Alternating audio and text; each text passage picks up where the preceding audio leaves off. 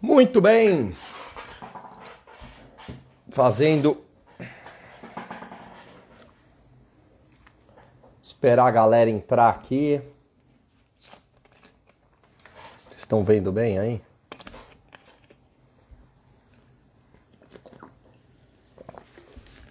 Anderson entrou.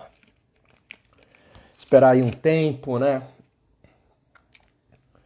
Pra gente começar com esta live aqui. Fala, Shei. Sobre investimentos. E hoje, uma pessoa bastante especial aí, a Tatá, que é uma investidora, né? De cripto, mercado internacional. A gente vai bater um papo aí sobre Tameia. Legal te ver por aqui. Tatá, manda aqui a tua solicitação. Olha que honra, pessoal. Hoje chique aqui, hein? Tatá já entrou, só tô esperando ela me mandar aqui a solicitação. E aí a gente começa. Aê, Tatá, boa.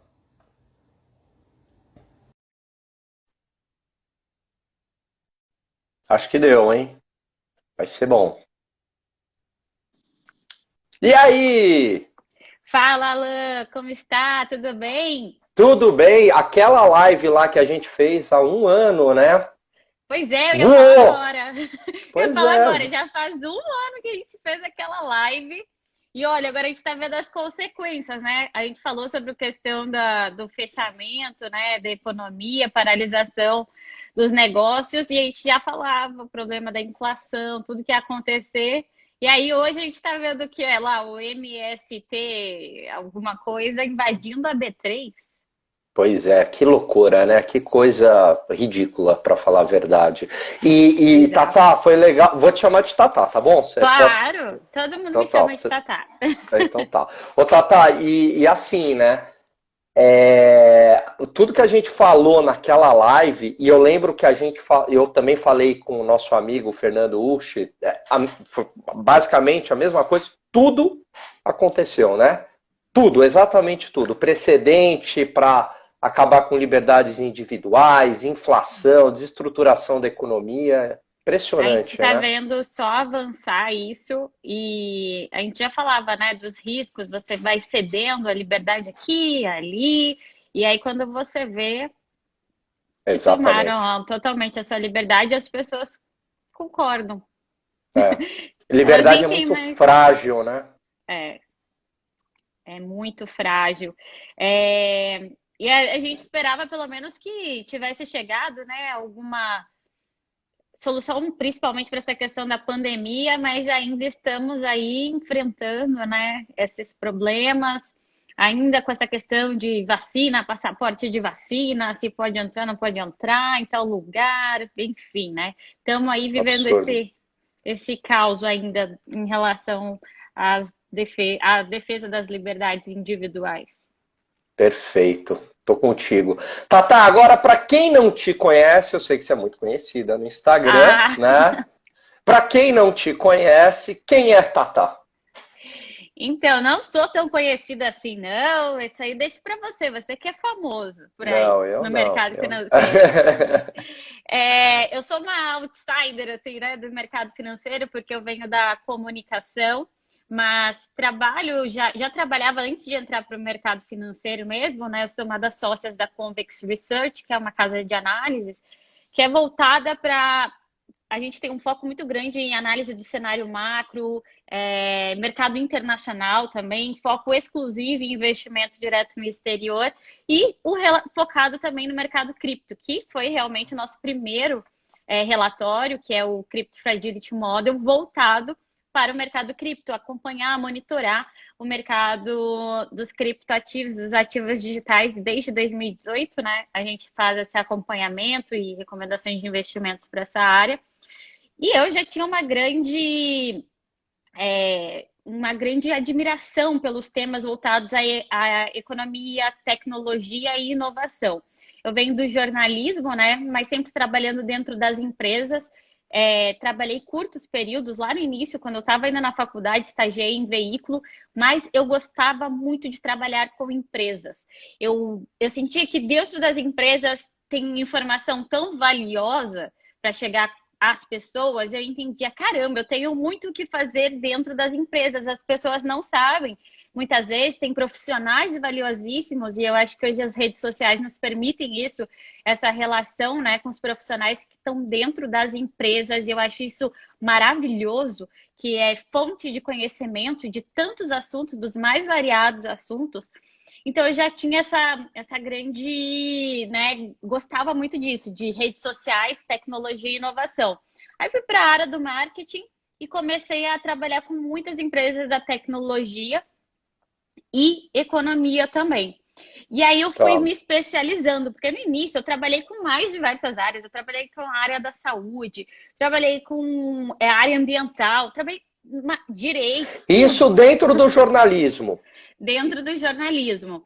Sempre Tá. trabalhando com empresas, empreendedores. A minha, assim, de casa também, eu já vi, meus pais são, a minha mãe era empreendedora, sempre foi desde jovem empreendedora. Então eu já via o empreendedorismo assim com olhos de admiração, porque eu via minha mãe, ela ia para fora, ela trabalhava o dia inteiro e eu achava aquilo demais. O meu pai já tinha o trabalho dele certinho ali e tudo mais, mas a minha mãe era empreendedora.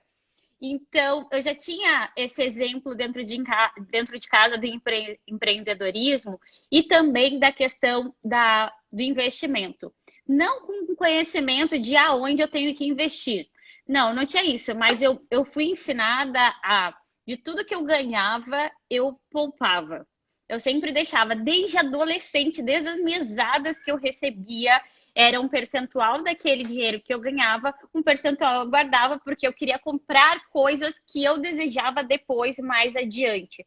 Então, meio que uma cultura que foi sendo alimentada em mim. Até de, por exemplo, quando eu estava no segundo grau por aí, a minha mãe, ela me pagava toda vez que eu terminava de ler uns livros que ela me indicava. Tipo, ela dava R$ 5, Para um R$ 10. incentivo para você ler e tal, né? Aham. E aí eu ia lá e ela me dava aqueles livros de A Revolução dos Bichos, esses livros assim, sabe? E aí 1984.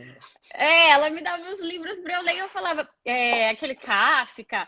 E eu falava, ai, que legal. Daí eu comecei a adorar ler livros. Claro, Uhum. cada livro que eu lia eu ganhava dinheiro.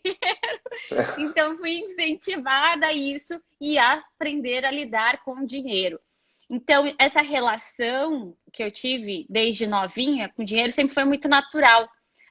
Para mim, dinheiro também era sempre uma relação de confiança com os meus pais. Eles me davam, eu confio a você, o meu cartão para você ir lá e fazer isso. Eu sabia que eu tinha que ir lá e fazer aquilo com o cartão e não gastar nada mais além daquilo que eles tinham me dito para gastar. Então, uma responsabilidade, assim, desde jovem, desde novinha, que foi muito útil para o meu desenvolvimento, para o desenvolvimento de uma disciplina nos investimentos, que hoje eu vejo como contribui para a minha vida profissional e nos meus investimentos. Para seguir uma filosofia de investimentos também, que não é fácil a gente ver no mercado, né? As pessoas muitas vezes elas se debatem com, mas e agora? Ele tá muito foco no curto prazo, o que que eu faço agora? Eu vou tirar meu dinheiro. Chegou O mais uma Lucas, que é da pessoa. Sarinvest, aqui representando a Sarinvest. Mas continua, Tatá, depois a gente bota o Lucas no Fala, radar. Lucas. Tá bom, combinado. E aí, em 2016, eu e o Richard, a gente começou a trabalhar juntos, que é meu marido atualmente, meu marido, e também Super famoso também. Aliás, fala para ele que eu não consigo falar com ele. Não, mas eu comentei com ele, inclusive, já pode cobrar ele, que eu comentei, olha, eu tenho a live com o Alan, ele falou, nossa, eu tenho que fazer uma live com o Alan também, pode Pois cobrar é. ele, que ele falou que tem que fazer essa live. Então tá bom, E ótimo, aí bom saber. Mas aí eu e o Richard, a gente começou a trabalhar juntos, lado a lado mesmo, a partir ali de 2016, e aquilo ali eu fui aprendendo com ele, e eu sempre me interessei, então já era uma área do meu interesse, eu gostava de economia, só que assim, não era aquela coisa ainda assim que eu achava, uau, agora. Quando o Richard chegou para mim e falou, Tata, eu desenvolvi aqui modelagens para a gente analisar o mercado de criptoativos. E eu achei muito interessante. Eu falei, opa, peraí, criptos, Bitcoin, nossa. Aí eu adorei. Eu falei, não, eu quero estar dentro, eu quero estar junto, porque eu já tinha tido contato em Porto Alegre, eu sou gaúcha, né? E aí eu tinha ido num fórum da Liberdade, eu frequentava o Fórum da Liberdade, daí falava muito sobre essa questão, e falava das liberdades e tudo mais, e aí apareceu, teve um dia que teve um stand com um caixa eletrônico do Bitcoin lá, isso foi em 2014. E Uhum. aí eu fui ler, né, o que eu já tinha visto em alguns lugares, falar do Bitcoin, mas eu não sabia direito o que era. E eu estava lendo lá no stand e aí falava que é uma moeda transacionada no mundo inteiro, sem fronteiras, que você podia usar em qualquer lugar do mundo. Eu falei, caramba, isso é o futuro, isso é fascinante. Mas eu não via naquela época como investimento. Eu não comprei Bitcoin em 2014. Nem eu gostaria. Estaria milionária, hein? Tivesse aquela visão, não. Na verdade, achei sensacional do ponto de vista de ser uma moeda global, que eu pudesse usar em qualquer lugar do mundo sem grandes dificuldades. E aí, então, até naquela época eu fiz um trabalho no MBA, que era sobre inovação, e aí eu já peguei essa parte do Bitcoin. Então, já era uma coisa do meu interesse. Então, assim, economia, investimentos, eu sempre achei interessante. Mas foi quando o Richard trouxe para mim a ideia do relatório voltado para o mercado cripto, que ele queria fazer, iniciar uma empresa que cobriria o mercado de criptoativos. Eu falei, eu quero estar dentro também. Eu quero, porque eu quero ajudar as pessoas a entenderem essa tecnologia. Até às vezes falou assim, que é especialista. Eu não me considero uma especialista em criptoativos, porque assim, é uma tecnologia desafiadora e bastante complexa. Assim, os melhores profissionais que eu acho para falar mesmo sobre a tecnologia são os cientistas da computação que entendem tecnicamente essa parte. Eu me considero realmente uma entusiasta. E como uma Uhum. entusiasta, o que eu acho mais interessante de trazer para as pessoas é essa parte educacional. Preparar as pessoas para terem uma exposição a essa classe de ativos, né? Entender Outra- por que seria uma classe de ativos também. Então, era essa a pergunta que eu ia te fazer. Por que que é uma classe de ativos? Né? Tem gente que fala, mas não é investimento porque é moeda. Você considera investimento? É uma classe de ativos? E quais são as vantagens das criptos? E fala aí quais são as principais também. Quais são as principais criptos? Sim, então a gente considera assim como uma excelente alternativa, ainda mais no atual cenário que a gente está vivendo aí, a gente está vendo da própria irresponsabilidade dos governos e dos bancos centrais, né? Com a impressão de dinheiro desenfreada, essas taxas de juros que eles demoram a entrar, demoram a elevar, a gente está vendo aí uma irresponsabilidade fiscal e a gente está vendo a destruição do poder de compra das pessoas, ainda mais no caso do Brasil real, aí a gente vê que realmente o brasileiro tem sofrido ainda mais. Até mesmo o investidor da Bolsa Brasileira tem retornos, às vezes acompanhando o retorno em reais, está positivo, mas em dólares ele está negativo. Assim, e Uhum. aí quando ele vai ver, ele acha que, não, tá tudo muito caro. Mas a verdade é assim, que não é que só que tudo tá muito caro, é que o nosso dinheiro está perdendo muito valor. Então, diante desse cenário, né, a gente vê o surgimento aí de uma moeda que não está sujeita às decisões de governos, políticos, burocratas em geral, a gente tem realmente uma moeda que passa uma classe de ativo, né? O Bitcoin como uma potencial reserva de valor. A gente fala aí sobre o fato do Bitcoin ser uma potencial reserva de valor por conta das características inerentes dele realmente, de ser escasso, de ter uma quantidade limitada a Uhum. ser minerada, né, ao longo do tempo, que são os 21 milhões de Bitcoins. O fato dele poder ser transacionado facilmente, não ser destruído, não pode ser destruído, né? Então, assim, é uma série de características que fazem com que seja um ativo que se mantenha valorizando ao longo do tempo. Dentro do mercado cripto, assim, entre os entusiastas, tem diferentes comunidades. tem algumas comunidades que acham que o Bitcoin é para ser usado para transacionar, só como uma moeda. No entanto, assim, na nossa perspectiva, na minha filosofia, ele é mais como realmente uma potencial reserva de valor. Que não é aquele ativo, não é aquele ativo que você vai ficar usando para comprar coisas no seu dia a dia. Assim, diferente de muitas pessoas que eu vejo até na internet, fala assim, tá errado você tá especulando se você só fica guardando, se você fica fazendo hold, que eles chamam hold é você segurar Bitcoin na sua carteira. Eu vi uma vez até falar que era coisa elitista. Falei, pelo amor de Deus, como é que você fala uma coisa dessa, gente?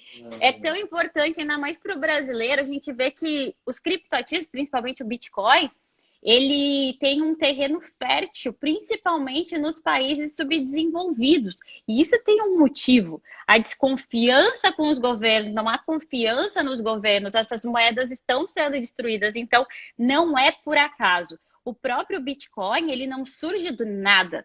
Teve todo um contexto para o surgimento dele. Tiveram diversas tentativas e erros. O Bitcoin é a primeira moeda que deu certo, né? Com base nessa tecnologia blockchain. E a blockchain só existe porque surgiu o Bitcoin.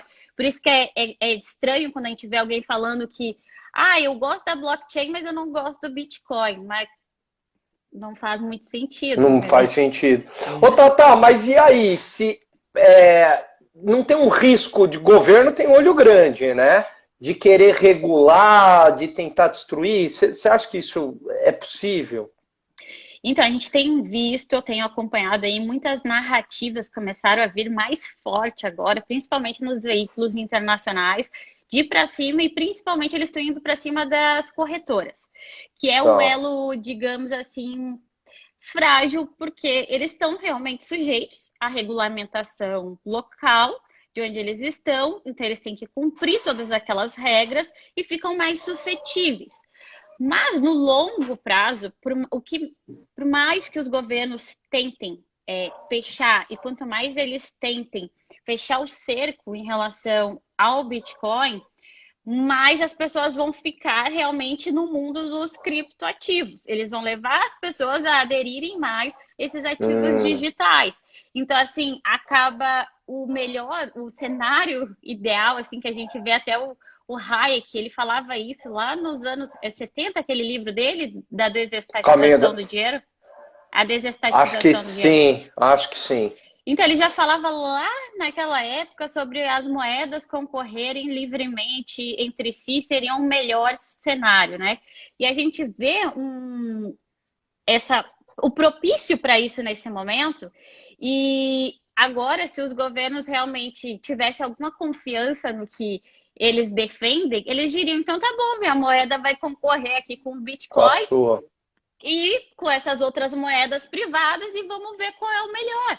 Mas a gente está vendo que agora tá surgindo medo nos governos. Eles estão começando a querer apertar, mas no longo prazo, assim, eles não conseguem segurar, não conseguem interferir realmente na manutenção da continuidade da rede. Justamente por ser um sistema descentralizado que não tem como. Eles podem proibir, aqui no Brasil, por exemplo, eles podem proibir no Brasil, dificultar.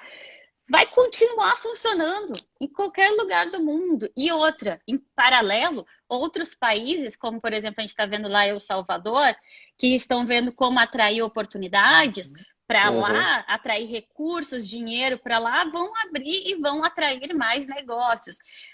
O Brasil, e é nesses momentos de disrupção que as nações têm a oportunidade de aproveitar essa onda.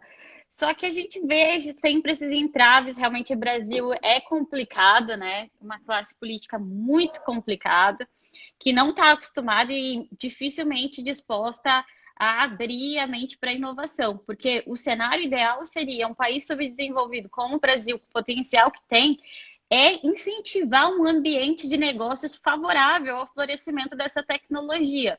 Mas, né? Complicado. Tem pergunta, Lucas? Tem. Primeiramente, boa noite, Tata. Boa noite. Não queria atrapalhar aí. Uma pergunta que eu já recebi várias vezes é a seguinte. a China estava desenvolvendo o Yuan digital, né? E qual que seria, assim, na sua visão, a principal diferença, por exemplo, entre um Yuan digital, entre um Bitcoin, né, uma criptomoeda? Porque você comentou, né? Poxa, um país, se ele tem aquela confiança na moeda dele, ele faria a moeda dele que concorreria com o Bitcoin. Ou o universo total que nós temos de criptos, né? Então, assim, o que você veria de diferença entre o exemplo, né, do Yuan digital, do Bitcoin, qual a vantagem de um, a vantagem de outro? Então, é que a grande diferença é o fato de que a moeda yuan digital seria uma moeda totalmente controlada, né, centralizada pelo governo chinês. Entre as maiores críticas que estão, né, relacionadas ao yuan digital, o controle que o governo vai ter ainda maior sobre a população. Os cidadãos chineses e eles também, assim, na verdade, eles já não têm limite, né, para injetar dinheiro, eles continuarão fazendo isso. Não E muda nem muita limite coisa. sobre liberdades individuais também, né? Isso também não. Também não tem limite. Não, de o governo liberdade chinês. tem. Não, o governo não tem limite para atacar liberdades individuais Isso lá, né? isso é verdade, é verdade, totalmente. Para Bom, isso não né? tem limite. Mas então a principal é assim, então assim, é o oposto, digamos assim. A única diferença é que é uma roupagem de estamos na era digital, então temos uma moeda digital, mas a questão é realmente um monitoramento muito mais pesado que vai ter realmente da população, no meu ponto de vista.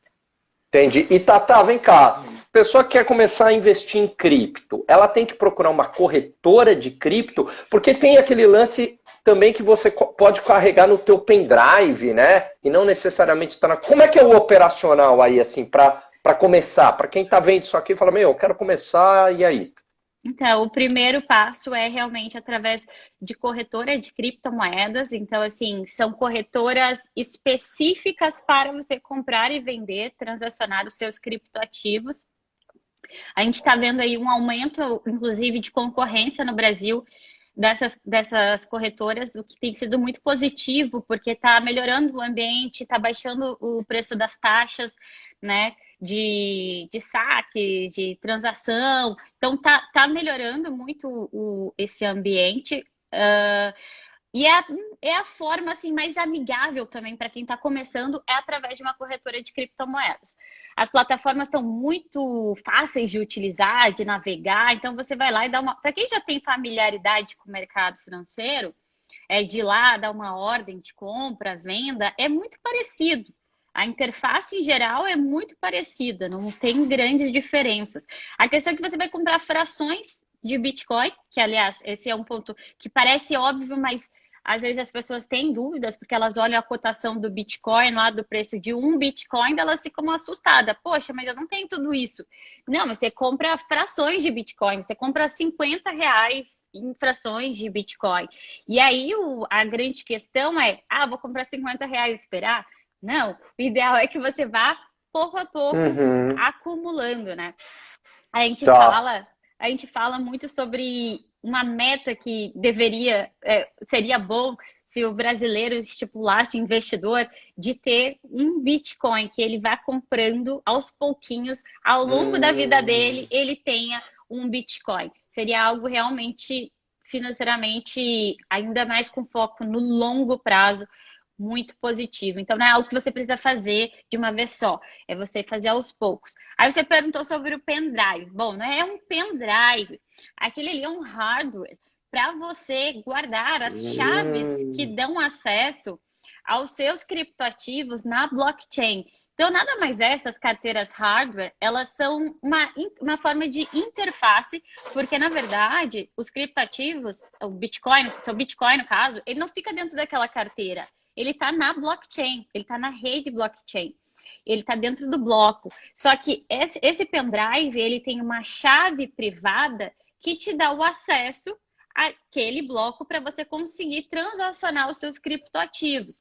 Então, ele facilita esse acesso para você transacionar. E a grande vantagem dessas carteiras hardware é que elas são, eles chamam de cold wallets, carteiras frias, porque elas são offline. E aí, para uma pessoa conseguir acessar os seus ativos, a sua chave privada, seria só se ela tiver acesso à sua carteira hardware wallet, e além de ter acesso a essa carteira, ela precisa ter a sua senha de acesso da sua carteira, né, da hardware. Elas são consideradas as mais seguras por conta disso, por conta de não estarem conectadas à internet. Hoje em dia elas têm até aplicativos online, é bem mais tranquilo de utilizar do que já foi. Eu acredito que vai avançar ainda muito mais. A gente ainda tem um nível de certa complexidade nessa parte operacional de camadas de segurança. Porque eu acredito que o uso de uma carteira hardware, ela te dá uma camada a mais de segurança do que você, por exemplo, deixar na sua corretora. E por que não é muito seguro deixar na corretora? Porque as corretoras são alvos. Os hackers estão aí, eles sabem muitas vezes se tem vulnerabilidade, muitas vezes, em alguma corretora, alguma coisa. Então, assim, elas são alvos. Por conta deste motivo, então, que geralmente não é muito bom. Lógico que hoje em dia também as corretoras já estão avançando em medidas de segurança. Por exemplo, as próprias corretoras não deixam mais os ativos, grande parte dos ativos dos seus clientes online, nas suas carteiras online. Eles deixam também boa parte em carteiras frias, que é para justamente evitar, né, que em caso de alguma vulnerabilidade, o hacker consiga acessar esses fundos, a maior parte dos fundos. Então, por conta disso. Mas, né, como eu estava falando, a questão das carteiras hardware, elas ainda têm um certo grau de complexidade, mas nada que, a partir do momento que a pessoa começa a usar, ela vai ganhando familiaridade. É igual quando a gente começou a usar a internet. Perfeito. E Tata, deixa eu fazer. Você quer fazer alguma, Lucas? Eu ia falar de investimento. Manda ver. Na verdade, eu só ia engatar duas perguntas rapidinho, Alan. A primeira, Tata, é sobre essas cold wallets. Como que o investidor faz para comprar elas? Ele consegue adquirir pela corretora mesmo, por algum outro site? E depois você engata a segunda pergunta. Boa. Tá. Então, essas carteiras frias tem duas empresas, né, que são as principais e consideradas as mais confiáveis do mundo, que é a Trezor e a Ledger.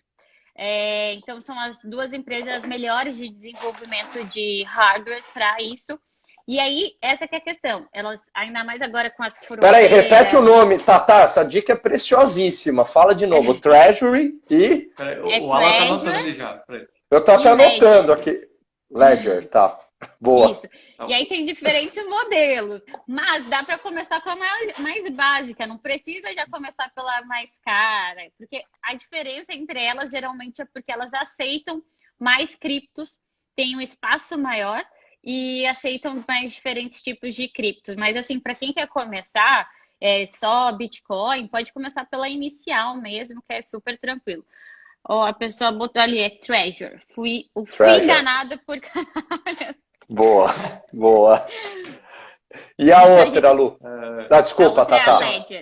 A outra é Ledger. Boa, obrigado. Boa. Eu já Obrigado se caber as 10 mil bitcoins que o Alan tem, mas, Alan, depois você dá uma olhadinha lá, ver se cabe seus 10 mil. Fala isso aí, do jeito que estão sequestrando em São Paulo. Não tenho, não. E no Brasil, a gente tem uma empresa que é revendedora oficial dessas empresas, inclusive está até lá no site da Ledger e da Trezor, que é a CryptoBR, que é a única revendedora que tem aqui na América Latina. E outra coisa muito importante, gente, não, assim, eu sou super fã do Mercado Livre, eu compro quase tudo no Mercado Livre, mas essas carteiras hardware, tem que tomar muito cuidado, tem que comprar somente ou direto do fabricante ou de um revendedor realmente autorizado, porque se uma pessoa violou essa carteira, alguma coisa assim, você não vai conseguir dormir direito depois. Então, é melhor você comprar de uma fonte segura, comprar de uma empresa realmente que seja autorizada para venda dessas hardware wallets, que aí elas vêm lacradas, só você teve acesso. Então, assim, é bom ter esses cuidados. Boa, legal. Excelente. E você quer outra? Eu ia falar um pouquinho de exterior, mas você... Vai. Então, eu vou lá. Tá aproveitando, né, o assunto do Bitcoin, de cripto, Bate-papo. muito tem se falado sobre aqueles fan tokens, né? Principalmente na Europa com a contratação do Messi, aqui no Brasil com a questão do Corinthians. Muitas pessoas estão comentando. Se puder falar um pouquinho mais para o pessoal o que é uma fan token, como que funciona. Sim. Inclusive, eu sei lá, eu tô virando acho a embaixadora do fan token, eu tenho falado isso direto. Mas é que eu achei muito interessante a ideia, a proposta dos fan tokens. A questão é que as pessoas, às vezes, elas distorcem o propósito do negócio, entendeu? Porque eu já tenho visto gente falando, dá para eu especular com o fan token? Eu falei, olha, não é esse o propósito, mas se você quer fazer, a escolha é sua, você faz o que você quiser, mas não, eu não acho que é esse o propósito. O que é bacana dos fan tokens é possibilitar uma nova forma de interação realmente entre as torcidas, os fãs, né, com os clubes, com as ligas. Então, assim, eles proporcionam, aproximam realmente os fãs dos clubes e também uma forma de capitalização para esses clubes. Então, assim, eu acho fascinante, mas eu acho que, assim, no Brasil a gente ainda tem um grande espaço para avançar. A gente está bem no inicinho, lá fora eu acho que já está mais avançado, eles estão oferecendo experiências bem interessantes, tipo, você vai ter direito a participar de um evento, de um jogo, de alguma coisa, assim, realmente significativa e especial. No Brasil, a gente ainda está vendo assim, eles estão meio tímidos, parece, né? Para oferecer as experiências para o pessoal que está comprando fan token. Mas eu acho super interessante. Então, assim, o fan token, ele é um token que te dá direito a você... tipo, você pode ter o lado do Corinthians, você vai votar na frase que eles vão colocar lá no corredor. Ou você vai votar em qual música vai tocar antes do jogo. Então, eles ainda estão lançando algumas propostas, mas a grande questão é a aproximação realmente da torcida, dos fãs com seus ídolos, né? E capitalização aí para os times, para os clubes poderem investir. Essa questão de valorização ou não do fan token, aí vão entrar muitas variáveis. Se vai valorizar ou não, pode vir a valorizar, mas vai depender dos benefícios que eles vão oferecer ao longo do tempo, porque se os clubes realmente se dedicarem a falar, não, eu quero fazer esse token se valorizar, vou oferecer umas experiências top, vai valorizar, né? Agora, se não tiver responsabilidade na gestão desses tokens, emitir exageradamente, não estiver fazendo uma boa campanha, enfim, tem muitas variáveis, é algo que a gente tem que acompanhar, mas para quem é fã, é torcedor, eu acho sensacional. Ô, Tata, você já deu uma aula aqui de cripto pra gente? Deixa eu te fazer uma pergunta. Investimento no exterior, você é fã disso? Ativos dolarizados, esse tipo de coisa? 100%. Por quê? Eu sei que cripto também, aliás, cripto faz parte, né, desse universo, como você bem colocou no início, né? Quer dizer, você pode usar em qualquer país do mundo, né? Tem um apelo global. E por que você é fã de investimentos, né, no exterior? Então, assim, é muito relacionado ao atual estágio que a gente está aqui no Brasil, vivendo, a questão do risco de conversibilidade que a gente está sujeito realmente. Então, não estou querendo pagar para ver, né, o que vai acontecer aqui no Brasil nesse momento, mas a gente segue muito uma filosofia de longo prazo dos investimentos e o nosso portfólio é realmente pensado para uma exposição global, não focado apenas no Brasil.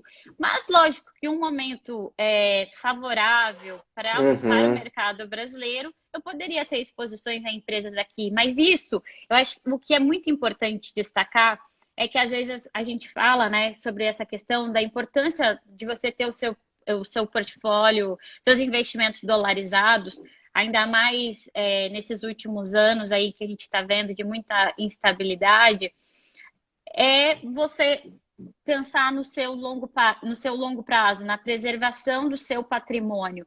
Não é porque não confia, ou não acredita, ou não quer que o Brasil realmente prospere. Isso eu quero muito. O meu país é o Brasil. Eu não tenho vontade de morar em outro país.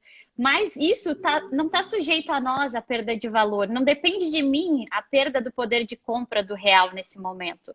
Então, como eu não tenho como decidir isso ou interferir na valorização né, do real, da minha moeda real, eu tenho que me proteger de alguma forma.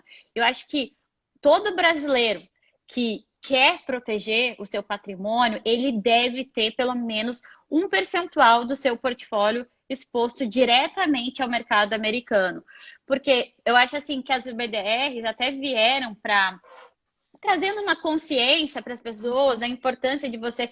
Vejo que se popularizou muito isso, aí de falar, invista na Amazon, invista na Apple, invista no Starbucks, tudo mais. Eu acho assim, isso muito bom, mas a pessoa ainda está investindo no Brasil, muitas vezes paga taxas mais altas do que investindo diretamente, somente pelo fato de que botam medo nas pessoas. Ai, não, você vai investir direto nos Estados Unidos? Não, mas é difícil. Não, isso é só para quem tem muito dinheiro. Ou por exemplo, assim, eu já vi também algumas coisas assim, do sentido de mas é que esses investimentos é só para quem tem muito dinheiro e não se importa. Não, peraí, quem tem muito dinheiro acho que se importa muito com a preservação do seu dinheiro e quer fazer ele multiplicar, né? Então, nada melhor do que você se inspirar também nessas pessoas que visam preservar o seu patrimônio ao longo do tempo. Se não é ficar comprando e vendendo, eu acho assim, pelo menos eu quero ter tempo para me dedicar também à minha vida. A minha família, aos meus negócios. É isso que gera dinheiro ao longo do tempo. É você fazer negócios, é você empreender, é você criar soluções, oferecer para o mercado. Aliás, o Brasil está cheio de oportunidades de negócio que você pode oferecer, porque a gente está cheio de problemas. Então, a gente tem um monte de coisa para oferecer. Aliás, se o governo atrapalhasse menos, eu tenho certeza que o brasileiro criaria inúmeras, né, soluções. Mas, né? Então, assim, eu acho assim que a filosofia de investimentos que eu busco é realmente de ficar tranquila, de ter uma exposição que ao longo do tempo eu posso me dedicar ao meu trabalho, à minha família, né? Ao meu casamento, a mim também, aos meus negócios também, a minha vida pessoal, enquanto eu tô ali cuidando do meu dinheiro também. Então, assim, eu acho que a exposição ao mercado americano, ao mercado global, é muito interessante. Inclusive, até uma das nossas gavetas, que é de rates, né, de imóveis no exterior, ela está tendo um retorno sensacional, assim, né? Muito acima aqui o que a gente está vendo nos fundos imobiliários no Brasil, que seria um correlacionado, assim, né? Similar. Então, assim, eu acho essencial a exposição ao mercado americano, ter uma parte da carteira ao menos dolarizada. Eu não poderia concordar mais com você nesse aspecto, Tatá. E é interessante porque às vezes, né, na Sara Invest a gente conversa com alguns clientes, eu tô com medo das eleições, e se ganhar o Lula, eu falo, então, tudo bem, cara, você pode ter medo, você pode fazer o que você quiser, mas a realidade não vai mudar. E aí, o que você faz perante isso, né? Como é que você se blinda? Então vamos achar uma solução, não vamos ficar simplesmente eu tô com medo, que não vai adiantar nada, né? Não pode paralisar. Não pode paralisar, exatamente. Aí a solução, você tem possibilidade de investir hoje facilmente, de maneira legal, barata no exterior, né? E, tal, então, legal, é isso aí. É que eu acho que colocaram no imaginário do brasileiro que investir fora parece que é quase criminoso. Exatamente. Não, e quando você fala trust, por exemplo, que tem investimento em trust, que é um instrumento legal, mas como criminosos usam o trust, que é um instrumento legal, só que eles usam para o mal, pronto, aí fica associado que se você está investindo no trust em Caimã, acabou, você está preso, entendeu?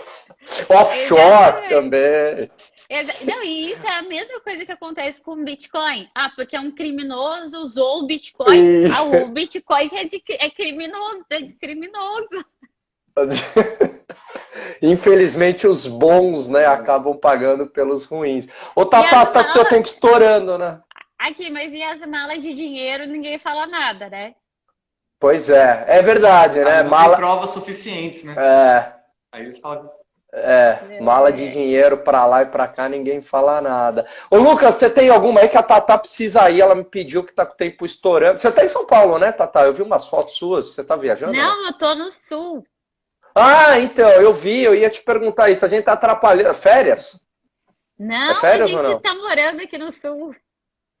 Ah, é? É.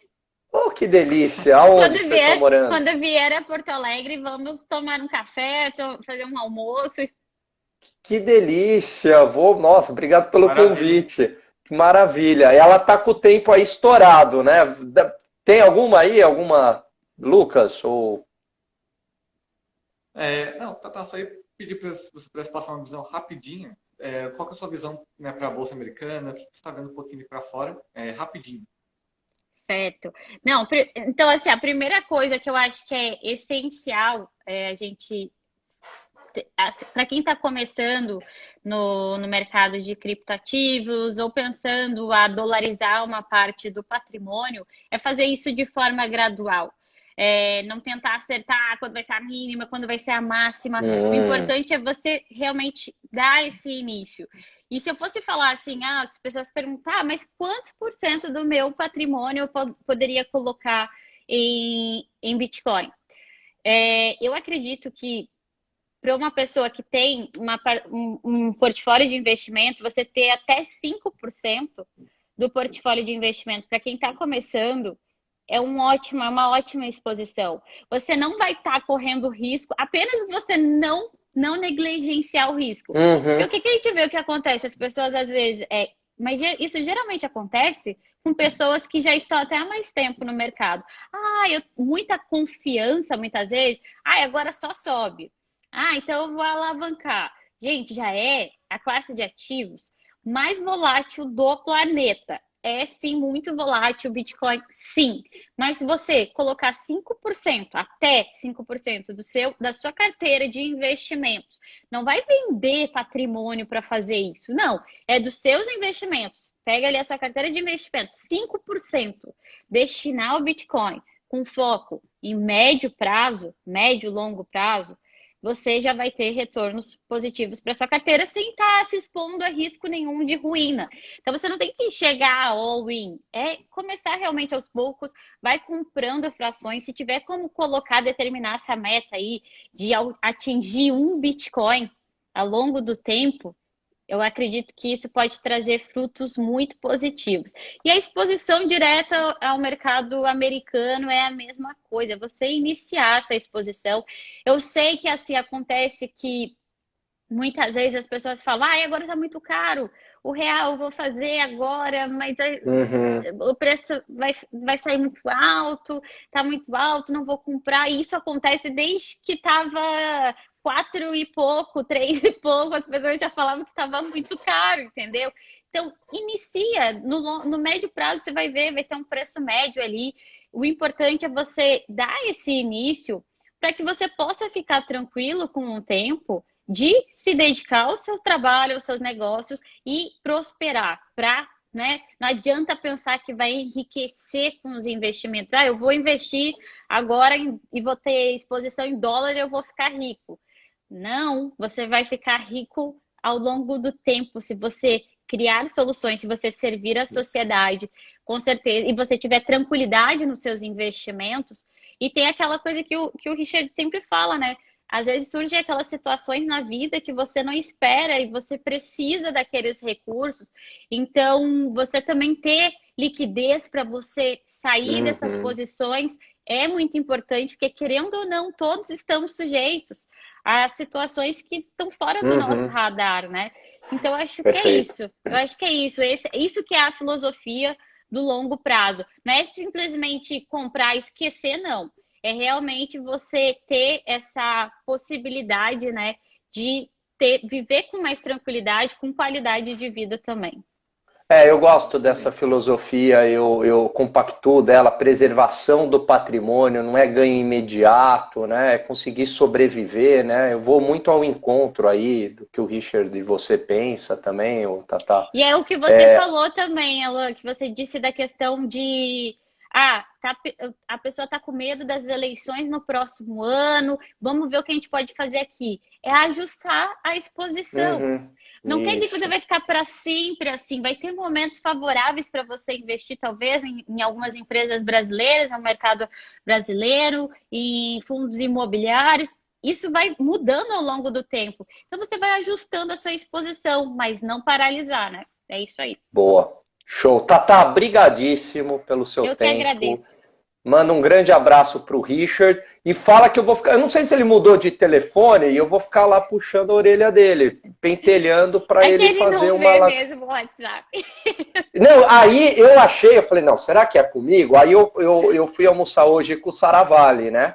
Aí eu falei, ô Saravalli, tal. Eu falei, eu também não consigo falar com ele. Eu falei, bom, então pelo menos não é pessoal. Não, é que ele não olha o WhatsApp, porque é muita mensagem e aí ele nunca olha, porque ele tá sempre focado lá nos gráficos, olhando os gráficos, os mercados e tudo mais. Então tá bom. Mas eu mando o recado. Legal. Então, obrigado por ter participado, que toda quinta, né, a Sara Invest faz essa live aí com influencers do mercado financeiro, né, e sempre a gente tenta puxar mais para exterior, Bitcoin, enfim, né, e muito legal você ter participado, foi excelente. Agradeço pelo convite, fico muito contente em participar aqui, espero contribuir, né, com essa discussão, que as pessoas se interessem cada vez mais pelos investimentos também nos ativos digitais, mas de forma responsável, né? Boa, Tata. Valeu. Obrigado, tchau. Lucas. Valeu, gente. Obrigado. Abração, beijão. Tchau, tchau. Boa noite, gente. Abraço. Tchau.